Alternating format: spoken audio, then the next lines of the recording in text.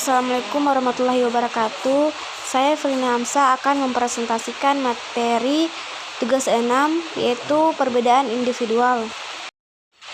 Langsung saja pada pengertian perbedaan individual. Perbedaan individu berkaitan dengan psikologi pribadi yang menjelaskan perbedaan psikologis antara orang-orang serta berbagai persamaannya. Dalam psikologi, perbedaan individu menguji dan menjelaskan bagaimana setiap orang berbeda dalam berpikir, berperasaan, dan bertindak. Kemudian pengertian inteligensi dan perbedaan individual dalam inteligensi.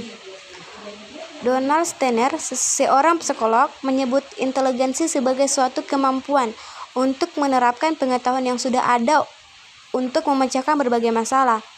Tingkat inteligensi dapat diukur dengan kecepatan memecahkan masalah-masalah tersebut. Seperti yang telah kita ketahui bahwa setiap individu memiliki tingkat inteligensi yang berbeda.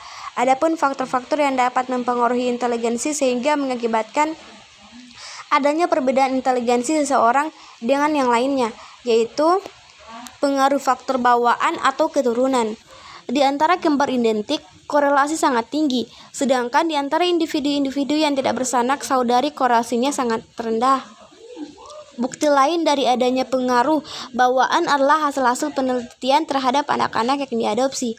IQ mereka ternyata masih biokorelasi tinggi dengan ayah atau ibu yang sesungguhnya bergerak antara kurang lebih 0,40 sampai kurang lebih 0,50.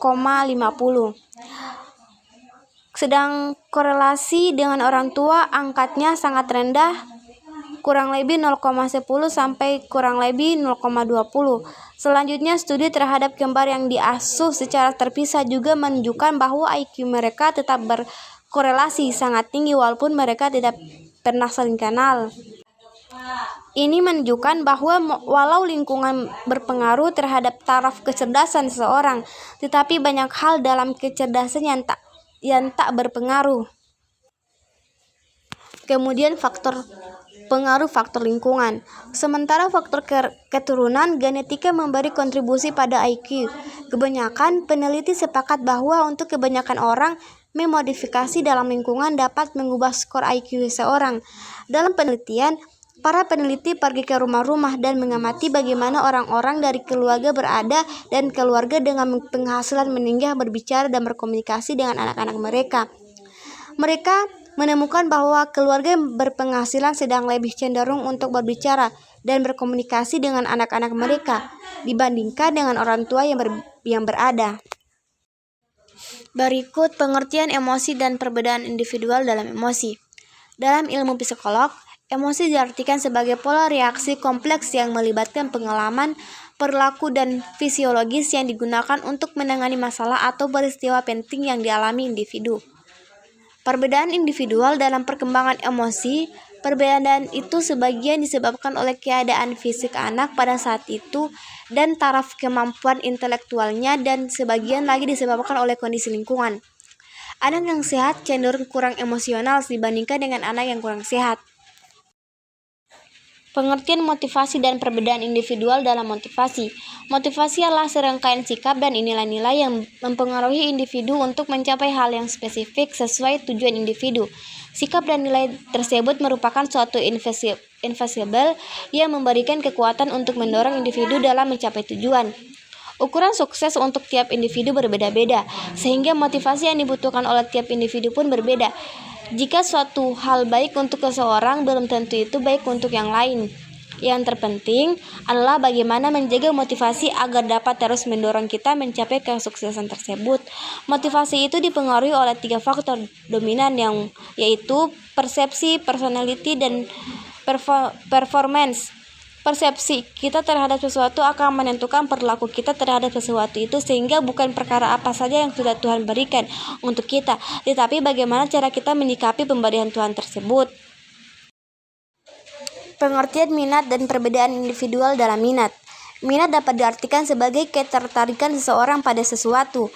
Minat ini mengarahkan seseorang untuk tetap fokus dan menggeluti suatu bidang tanpa rasa keterpaksaan.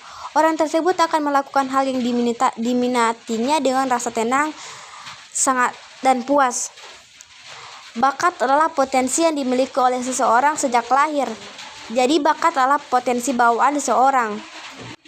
Bakat tidak bisa dilihat hanya dari ketertarikan atau minat seseorang terhadap sesuatu saja, melainkan dilihat dari kemampuannya dalam melakukan hal tersebut. Seseorang dengan bakat khusus tidak perlu mempelajarinya secara intens, namun kamu tetap perlu mengasah dan mengembangkannya. Sementara itu, minat membutuhkan stimulus yang kuat agar bisa mencapai hasil yang terbaik. Jika kamu hanya memiliki minat tanpa bakat khusus, maka kamu harus berusaha dengan lebih keras lagi. Berikut pengertian gaya belajar dan perbedaan individual dalam gaya belajar. Gaya belajar adalah cara yang digunakan setiap individu untuk menyerap informasi dengan mudah. Faktor-faktor yang mempengaruhi gaya belajar yaitu faktor fisik, emosional, sosiologis, dan lingkungan. Sebagian siswa dapat belajar paling baik dengan cahaya yang terang, sedang sebagian yang lain dengan pencahayaan yang suram. Ada siswa yang belajar paling baik secara berkelompok, sedangkan yang lain lagi memilih adanya figur yang otoriter seperti orang tua atau guru. Yang lain lagi merasa bahwa bekerja sendirilah yang paling efektif bagi mereka. Sebagian orang memerlukan musik sebagai iringan belajar, sedangkan yang lain tidak dapat berkonsentrasi kecuali dalam keadaan ruangan sepi. Ada siswa yang memerlukan lingkungan kerja yang teratur dan rapi, tetapi yang lain lagi lebih suka menggelar segala sesuatu supaya dapat dilihat. Itulah presentasi dari saya.